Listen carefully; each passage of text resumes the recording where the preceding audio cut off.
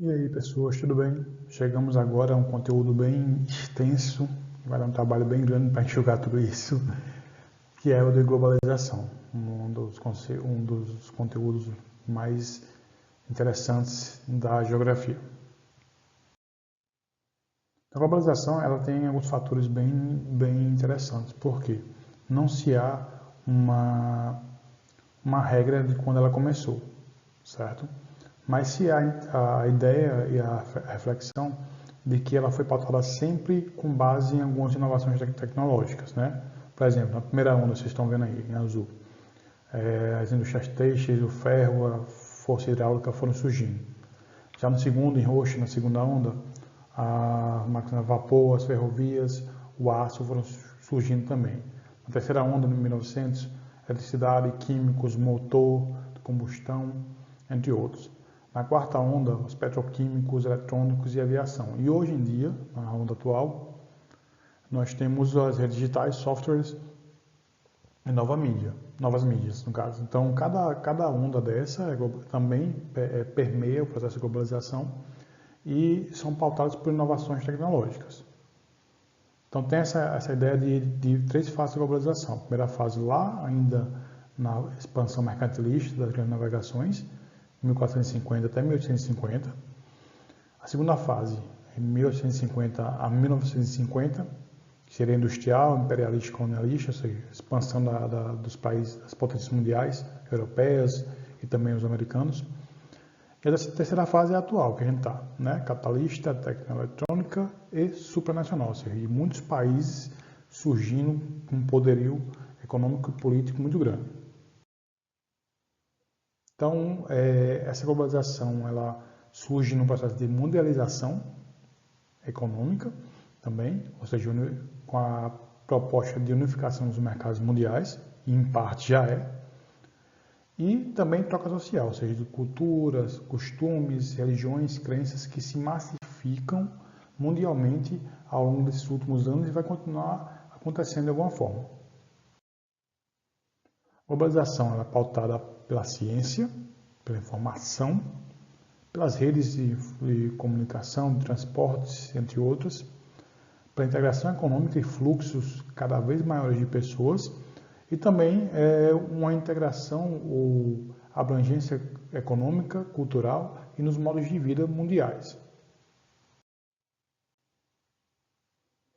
Então, ela é pautada vem sendo pautada nos últimos 30 anos, mais ou menos, 35 anos, por uma revolução técnico-científica e informacional, né? Que vai ser permeada pelo quê?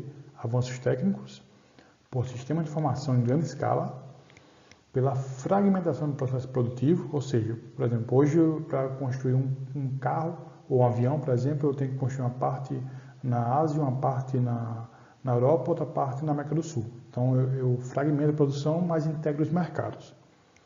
A difusão de aparelhos eletrônicos, muito forte, e a expansão cada vez maior da internet. Aqui é um exemplo só da expansão mundial dos cabos submarinos de fibra óptica para a internet. Aqui foi do ano passado também o fluxo de voos para todos os continentes do mundo, né? Para vocês verem como é frequente esse aumento cada vez maior no fluxo de pessoas em busca de trabalho, emprego, enfim, turismo ou estudos também. E a globalização, ela encurtou o espaço-tempo. Como assim? Você tinha antes, em 1500, por exemplo, 1500, viagens que duravam 3 meses de barco, por exemplo, navio de Londres para Nova York ou de Lisboa para o Rio de Janeiro, por exemplo. Hoje em dia você faz essa viagem em 14 horas, 15 horas. Então, com o avanço da tecnologia, houve uma diminuição do espaço, né? É bem teórico isso. E do tempo de movimentação. A internet ela foi criada com objetivos militares, inicialmente, né? Não foi criada para o que a gente usa hoje. Atualmente é um dos pilares da globalização, permite informação em tempo real, em uma frequência muito frenética, tudo isso. E traz seus benefícios e malefícios, né? Benefícios aí para agilizar uma série de processos, tomar de decisão, e malefícios no caso das fake news.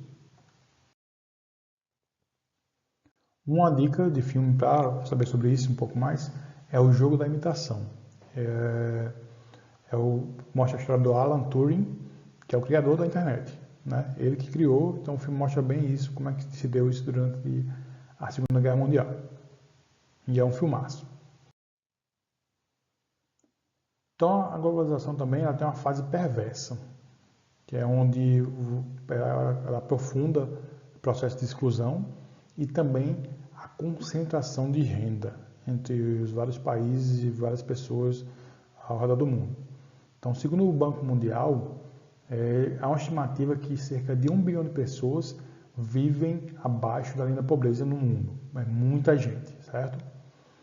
E isso causa uma separação abissal mesmo, gigante, entre ricos e pobres.